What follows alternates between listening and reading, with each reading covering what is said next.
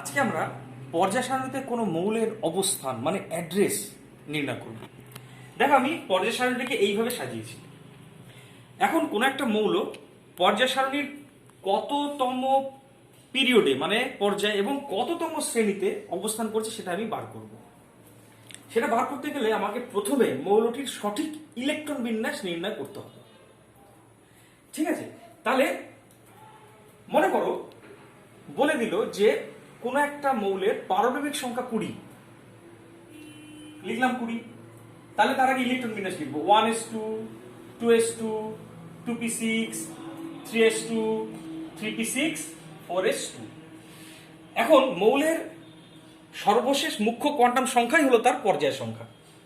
দেখো এখানে সর্বশেষ কোয়ান্টাম সংখ্যা হচ্ছে 4, মানে n = 4 লিখবো। তার মানে মৌলটি চতুর্থ পর্যায়ে আছে, 1 2 3 4। এই চতুর্থ পর্যায়ে কোনো একটা জায়গায় আছে, অর্থাৎ কোনো একটা শ্রেণীতে আছে। এবার শ্রেণী বার করব। শ্রেণী বার করার নিয়মটা এবার বলছি, কিন্তু তার আগে জানলে তো পর্যায় কি করে বার করতে হয়। আরেকবার রিপিট করছি, মৌলটির সঠিক ইলেকট্রন বিন্যাস লিখব, তার সর্বশেষ মুখ্য কোয়ান্টাম সংখ্যাই হলো তার পর্যায় সংখ্যা। এবার শ্রেণী নির্ণয় বলে হেডিং করলাম, শ্রেণী নির্ণয় লিখলাম, শ্রেণী নির্ণয়। শ্রেণী নির্ণয় করতে গেলে আগে তোমাকে নির্ণয় করতে হবে মৌলটি কোন ব্লকে আছে। কোন ব্লকে? ব্লক জানো, এস ব্লক, এটা পি ব্লক, মাঝখানে আছে ডি ব্লক আর নিচে আছে এফ ব্লক, 4টে ব্লক। তোমাকে আগে নির্ণয় করতে হবে যে মৌলটি কোন ব্লকে। কি করে নির্ণয় করা হয়? মৌলটির সর্বশেষ ইলেকট্রনটি যে উপকক্ষে প্রবেশ করে সেইটাই হচ্ছে তার ব্লক সংখ্যা। যেমন কোন মৌলের সর্বশেষ ইলেকট্রনটি যদি এস উপকক্ষে প্রবেশ করে তাহলে তাকে বলবো এস ব্লক মৌল। ঠিক আছে, তাহলে এরপরে শ্রেণী নির্ণয় করতে গেলে আগে তোমাকে নির্ণয় করতে হবে কোন ব্লকে আছে। যেমন এবার প্রত্যেকটা ব্লকের ক্ষেত্রে আবার আলাদা আলাদা নিয়ম। যেমন এস ব্লকের ক্ষেত্রে একরকম নিয়ম, পি ব্লকের ক্ষেত্রে একরকম নিয়ম, আর ডি ব্লকের ক্ষেত্রে আর এক রকম নিয়ম।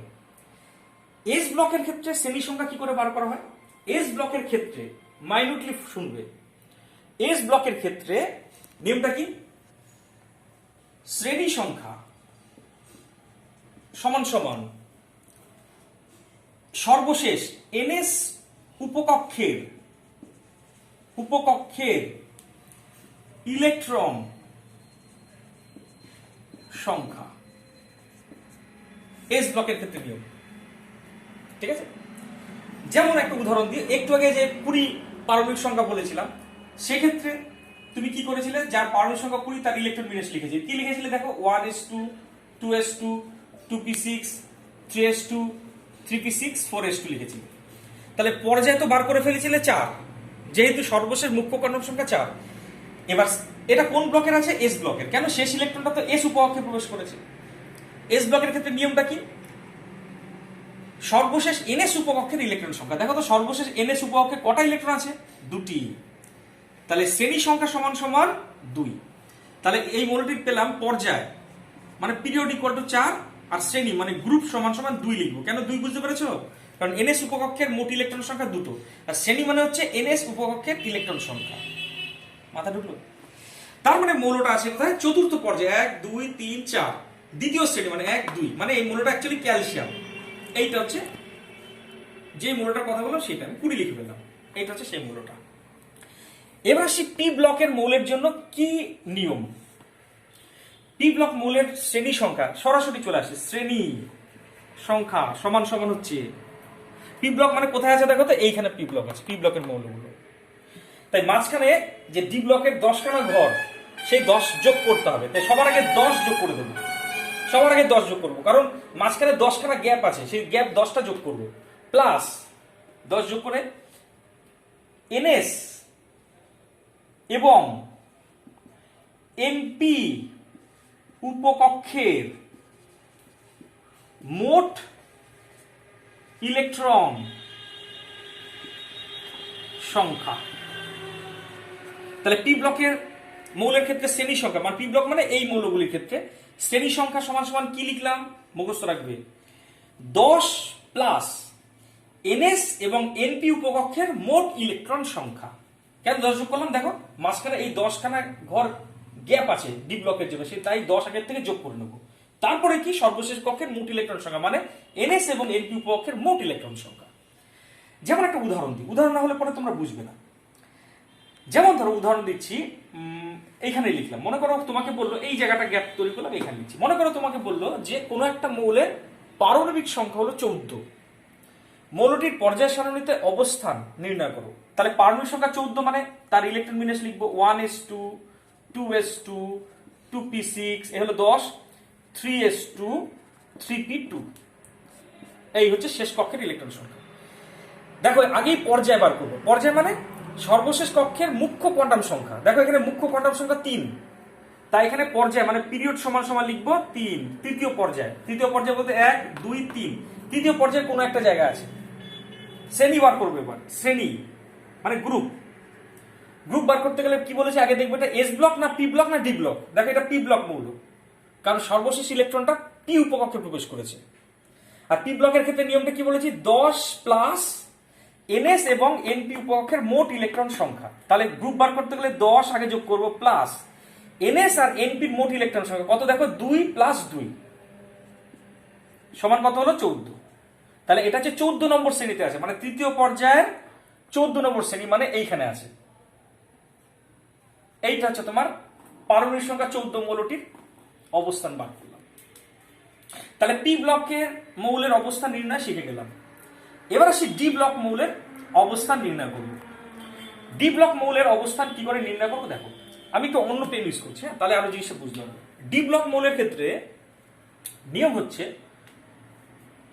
শ্রেণী মানে শ্রেণী সংখ্যা সমান সমান। দেখো বারবার শ্রেণী কেন বলছি, কারণ পর্যায় সংখ্যা বার করার ওই একটাই নিয়ম, সর্বশেষ মুখ্য কোয়ান্টাম সংখ্যায় তার পর্যায় সংখ্যা। আর ডি ব্লকের ক্ষেত্রে শ্রেণী মানে, ডি ব্লক মানে এরকম একটা জায়গা আছে, এরকম কোন একটা জায়গা আছে। ডি ব্লকের ক্ষেত্রে শ্রেণী মানে হচ্ছে শ্রেণী সংখ্যা সমান সমান এনএস এবং n-1d উপকক্ষের মোট ইলেকট্রন সংখ্যা। কি তাহলে ডি ব্লকের নিয়মটা কি বললাম, এনএস এবং n-1d উপকক্ষের মোট ইলেকট্রন সংখ্যা মানে তার শ্রেণী সংখ্যা। তাহলে এবার আমি বিষয়টা একটা উদাহরণ দিয়ে বলি, উদাহরণ না দিলে বোঝা যাবে না। যেমন ধরো আমি এখানে একটু জায়গাটা ক্রিয়েট করলাম, দিয়ে এইখানটাতে উদাহরণ দিচ্ছি। মনে করো বললো কোন একটি মৌলের পারমাণবিক সংখ্যা 22, মৌলটির পর্যায় সারণীতে অবস্থান নির্ণয় করো। পারমাণবিক সংখ্যা 22 মানে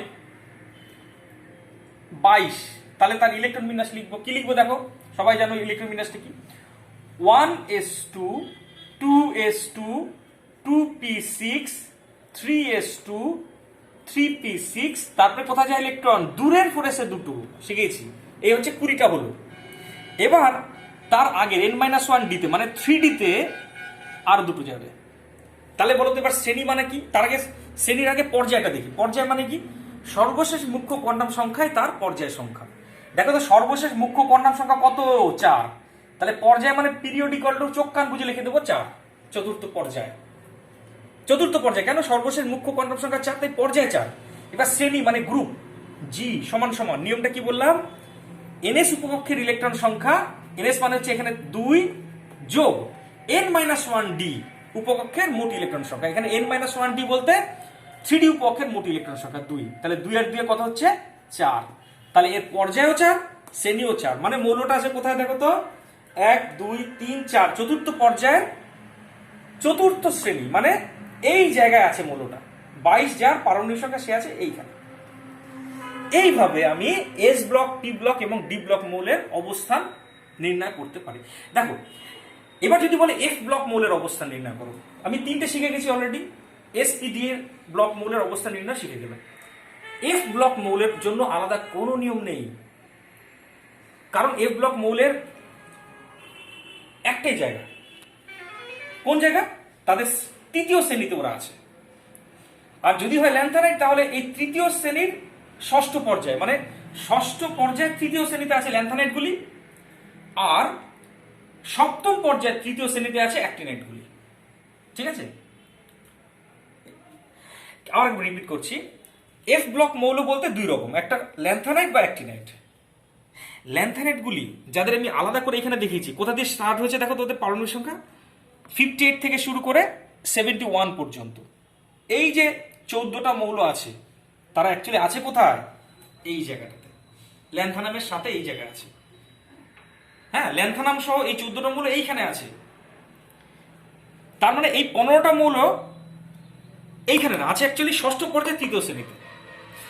আর অ্যাক্টিনাইটগুলি, অ্যাক্টিনাইট বলতে থোরিয়াম থেকে লরেনসিয়াম পর্যন্ত, যাদের পারমাণবিক সংখ্যা 90 থেকে 103, এই 14টা মৌল আছে আবার অ্যাক্টিনিয়ামের সাথে এই জায়গাটাতে, মানে সপ্তম পর্যায়ে তৃতীয় শ্রেণীতে। তাহলে তোমাকে যদি 57 থেকে 71 পর্যন্ত পারমাণবিক সংখ্যার কোনো মৌল বলে, তাহলে তার তুমি ইলেকট্রন বিন্যাস করবে না। মাইন্ড ইট, 57 থেকে 71 পর্যন্ত পারমাণবিক সংখ্যার মৌল বললে তাদের সরাসরি বলে দেবে ওরা হচ্ছে ল্যান্থানাইট মৌল এবং ওদের অবস্থান হচ্ছে ষষ্ঠ পর্যায়ের তৃতীয় শ্রেণীতে। এবং একইভাবে 89 থেকে 103 পারমাণবিক সংখ্যার মৌল যদি অবস্থান জিজ্ঞেস করা হয়, তাহলে কিন্তু তার তুমি ইলেকট্রন বিন্যাস করতে যাবে না, কারণ অত বড় ইলেকট্রন বিন্যাস করার দরকার নেই। তুমি সরাসরি বলে দেবে এর অ্যাক্টিনাইট মৌল, 89 থেকে 103 পর্যন্ত অ্যাক্টিনাইট মৌল, তাদের অবস্থান হচ্ছে সপ্তম পর্যায়ের তৃতীয় শ্রেণীতে, মানে এই জায়গাটাতে। ঠিক আছে, তো এই হচ্ছে তোমার ল্যান্থানাইট অ্যাক্টিনাইট মানে এফ ব্লক মৌলের অবস্থানটাও বললাম। এবার আমি কতগুলি স্পেসিফিক প্রবলেমে চলে আসবো, এক্সাম্পলে চলে আসবো, প্রবলেমে চলে আসি, দেখি তোমরা কিরকম ভাবে পারো, আমার সাথে সাথে সবাই সলভ করবে। ঠিক আছে, তাহলে আমি এটা মুছে দিলাম, মুছে দিয়ে কয়েকটা প্রবলেমে, স্পেসিফিক কয়েকটা প্রবলেমে চলে আসি। যেমন ধরো তোমাকে বলা হলো কোন একটি মৌলের পারমাণবিক সংখ্যা 35, পর্যায় সারণীতে তার অবস্থান নির্ণয় করো। তাহলে কি আগে ইলেকট্রন বিন্যাস লিখবো, সেটা কি 1s2 2s2 2p6 3s2 3p6 4s2, 4s2টা দূরে লিখি আমি সবসময়, 4s2 3d10, এই হচ্ছে তোমার 30, মানে জিঙ্ক পর্যন্ত হলো। 4s ভর্তি হয়েছে, এবার কি আসবে 4p, 4p তে আর কটা যাবে 5টা, তাই না? দেখো বাবা, তাহলে তোমার হচ্ছে 35 হয়ে গেল। এবার দেখবো এর পর্যায় সারণীর অবস্থান, আগে পিরিয়ড মানে পর্যায়, সর্বশেষ মুখ্য কর্ণক সংখ্যা 4, তাই পর্যায় হবে 4। এবার শ্রেণী, শ্রেণী মানে গ্রুপ, গ্রুপ বার করতে গেলে দেখবো আগে এটা কোন ব্লকের, পি ব্লকের। নিয়ম কি 10 প্লাস এনএস আর এনপির মোট ইলেকট্রন, মানে 2 প্লাস 5 মানে 7টা ইলেকট্রন, তাহলে এর অবস্থান হচ্ছে 17 নম্বর শ্রেণী। মাথায় ঢুকলো? গ্রুপ বার করতে গেলে নিয়ম কি বললাম, পি ব্লকের ক্ষেত্রে 10 আগের থেকে যোগ করে দেবো, পি ব্লকের ক্ষেত্রে 10 প্লাস এনএস আর এনপির মোট ইলেকট্রন, মানে 5 আর 2 7, 17 নম্বর শ্রেণীতে আছে, মানে এটা চতুর্থ পর্যায়ে 17 নম্বর শ্রেণী। চতুর্থ পর্যায়ে মানে 1 2 3 4, এই চতুর্থ পর্যায়ে 17 নম্বর শ্রেণী বলতে এইখানে আছে, মানে এটা ব্রোমিনের কথা বলা হয়েছে অ্যাকচুয়ালি, এইভাবে পার করতে হয়। আচ্ছা, এই একটা প্রবলেম সলভ করলাম। দ্বিতীয় একটা প্রবলেম সলভ করছি। তোমাকে মনে করো বলা হলো 3টে মৌল দেওয়া হলো, এ একটা মৌল তার পারমাণবিক সংখ্যা বলা হলো 17, বি একটা মৌল তার পারমাণবিক সংখ্যা বলা হলো 19, সি একটা মৌল তার পারমাণবিক সংখ্যা বলা হলো 21। মৌলগুলির পর্যায় সারণীতে অবস্থান নির্ণয় করো। সবার প্রথম এ মৌলের ইলেকট্রন বিন্যাস 1s2 2s2 2p6 3s2 3p5, এটা হচ্ছে প্রথম এ মৌল, তার পর্যায় সারণীতে অবস্থান, মানে আগে গ্রুপ দেখবো, সরি আগে গ্রুপ নয়, আগে পিরিয়ড বা পর্যায়, পি সমান পিরিয়ড কত দেখবো। আচ্ছা, এটা আগের মূল অ্যান্সার ছিল। আচ্ছা, পিরিয়ডটা কত হবে দেখো, তৃতীয় পর্যায়ে, কারণ মুখ্য কর্ণক সংখ্যা 3। এবার আসি শ্রেণী, গ্রুপ। গ্রুপ মানে কি দেখবো, যেহেতু পি ব্লক মৌল তাই 10 যোগ 7 মানে 17 বেরিয়ে গেল। তৃতীয় পর্যায়ে 17 নম্বর শ্রেণীতে আছে, মানে এ মৌলটির অবস্থান আছে তৃতীয় পর্যায়ে 17 নম্বর শ্রেণী, মানে এটা কার কথা বলা আছে বুঝতে পারছো, ক্লোরিন। কিন্তু ক্লোরিন তুমি বলবে না উত্তর লেখার সময়, এ বলেছে এই বলবো, এর অবস্থান হচ্ছে তৃতীয় পর্যায়ে 17 নম্বর শ্রেণীতে। এবার চলে আসি পরের মৌলটি 19, ইলেকট্রন বিন্যাস 1s2 2s2 2p6 3s2 3p6, এই 18 হলো। এবার 4s1। এবার আমি এই মৌলটির ক্ষেত্রে অবস্থান নির্ণয় করবো। অবস্থান নির্ণয় করতে গেলে আগেই বার করবো কততম পর্যায়ে, পিরিয়ড হচ্ছে 4, কারণ সর্বশেষ মুখ্য কর্ণক সংখ্যা 4।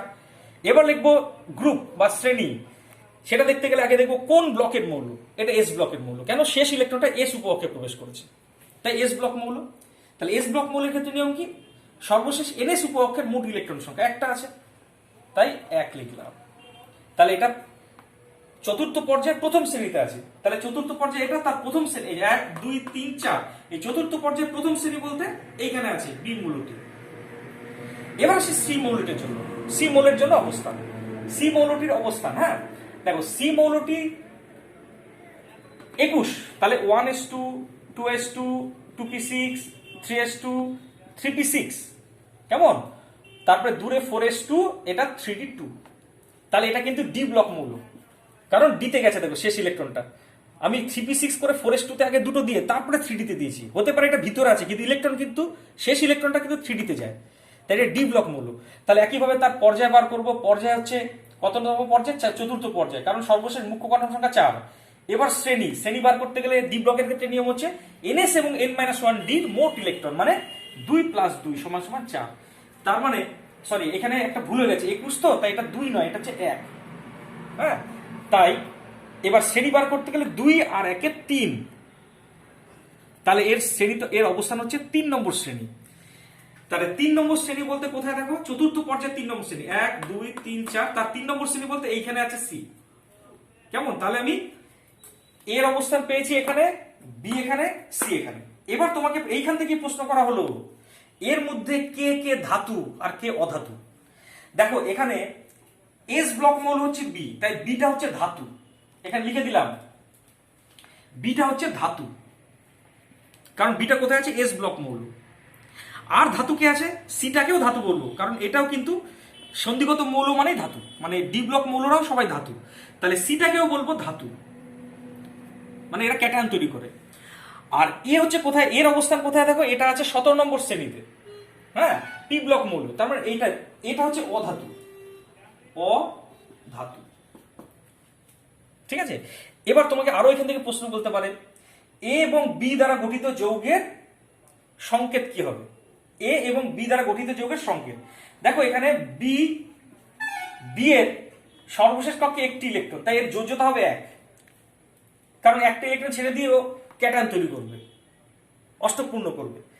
আর এ মৌলের সর্বশেষ কক্ষে কটা ইলেকট্রন আছে? দেখো তো 7টা, তাহলে ও আরেকটা ইলেকট্রন পেয়ে অষ্টক পূর্ণ করবে, তাই এও 1 যোজ্যতা দেখাবে, কিন্তু অ্যানায়ন তৈরি করবে, তাহলে এরও যোজ্যতা 1।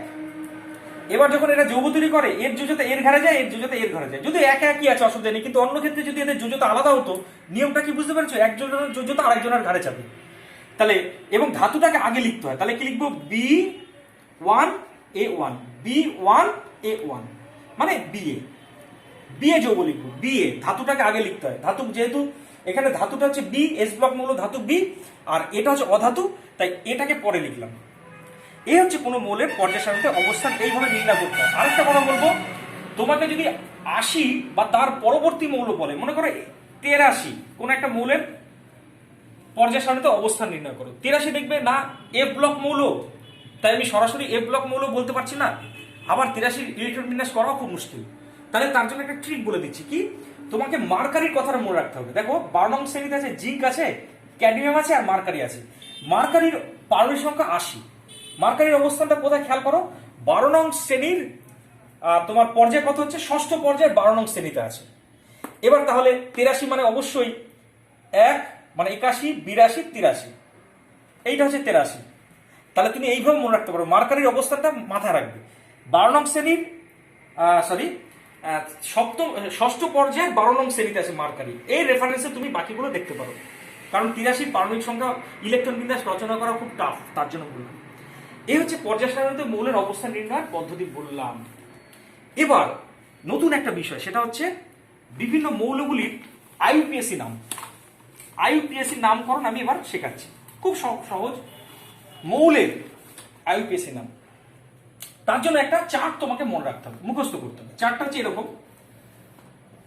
দেখো চার্টটা কি করছে আমি 0 1 2, আচ্ছা অন্য কালি দিয়ে এগুলো করছে, আচ্ছা 1 মিনিট, আচ্ছা 3 4 5 6 7 8 9, এইভাবে আমি পরপর লিখে গেলাম, ঠিক আছে। এবার দেখো যদি 0 থাকে তার জন্য তাকে লিখতে হয় নীল, NIL নীল। 1 এর জন্য আন, 2 এর জন্য বাই, সব ছোট হাতের অক্ষর, 3 এর জন্য ট্রাই, TRI, TRI। 4 এর জন্য কোয়াড, QUAD, কিউ, এটা কিউ কিন্তু, আর QUAD কোয়াড। 5 এর জন্য পেন্ট। আচ্ছা, 6 এর জন্য হেক্স, 7 এর জন্য সেপ্ট, 8 এর জন্য অক্ট, 9 এর জন্য NENN।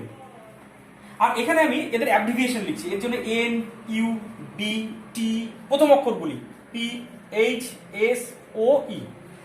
এবার ধরো তোমাকে বললো কারো পারমাণবিক সংখ্যা হচ্ছে 103, তার আইউপিএসি নাম লিখো। তাহলে 1 এর জন্য কি লিখবো, এই লিস্ট থেকে দেখবো আন। 0 এর জন্য লিখবো নীল, এবং সব মাঝখানে কোনো গ্যাপ থাকবে না। 3 এর জন্য দেখো কি লিখেছি, ট্রাই, তাই লিখবো TRI। শেষে ইয়াম যোগ করে দেবো, IUM। ইয়াম কেন, কারণ এরা সবাই ধাতু, এফ ব্লক মৌল, মানে এরা সবাই ধাতু বলে, এরা সাধারণত ট্রান্স ইউরেনিয়াম এলিমেন্ট, এরা ধাতু, তাই এদের জন্য ইয়াম যোগ করব। কিন্তু এবার ব্যাপার আছে, শেষে যদি আই কথাটা আসে, শুধু ডবল আই হবে না, তার জন্য শুধু ইউএম যোগ করলাম এই ক্ষেত্রে। ঠিক আছে, দেখো আই 3 এর ক্ষেত্রে থাকে শেষে, আর একটা বাইয়ের ক্ষেত্রে থাকে, তাই তাদের ক্ষেত্রে ইউএম যোগ করবো, আর বাকিদের ক্ষেত্রে IUM যোগ করবো, মানে ইয়াম যোগ করবো। তাহলে কি দাঁড়ালো, আন নীল ট্রাইয়াম। যদি কারো থাকে 105 পারমাণবিক সংখ্যা, তাহলে নাম কি লিখবো, আন নীল। 5 এর জন্য দেখো লিখেছি পেন্ট, তাহলে কি লিখবো, PENT, ইয়াম, শুধু ইয়াম যোগ করে দেবো। মনে করো 119 কারো পারমাণবিক সংখ্যা, তাহলে নাম কি লিখবো, 1 এর জন্য আন, আরো 1 এর জন্য আন, 9 এর জন্য দেখো এন লিখেছি, ENN, শেষে কি যোগ করবো, ইয়াম, IUM, এন নিয়াম, আন এন নিয়াম। একইভাবে যদি বলে 109 কারো পারমাণবিক সংখ্যা, তাহলে তাদের কি লিখবো, আন নীল, 0 এর জন্য নীল। ঠিক আছে, আন নীল এননিয়াম, ENNIUM। তা এদের অ্যাব্রিভিয়েশন নামগুলো কি নেব, 1 এর জন্য অ্যাব্রিভিয়েশন নামগুলো এখানে লিখছি, হ্যাঁ, UNT। 105 এর জন্য সংক্ষেপে 1 এর জন্য UNP। 111 এর জন্য কি লিখবো, 1 এর জন্য আন, 1 এর জন্য আন, এননিয়ামের জন্য E। 109 এর জন্য আন, নীলের 0 এর জন্য সরি, আনের জন্য শুধু ইউ নেবো, আর 0 এর জন্য নীল মানে এন নেবো, আর 9 এর জন্য এননিয়ামের ই নেবো। এইভাবে অ্যাব্রিভিয়েটেড নামও ব্যবহার করা হয়, বা পুরো নামও এইভাবে ব্যবহার করা হয়। তাহলে এইভাবে তুমি আইউপিএসি নামকরণটাও করতে পারো। ব্যাস, আজ এই পর্যন্তই, বাকিটা পরের দিন।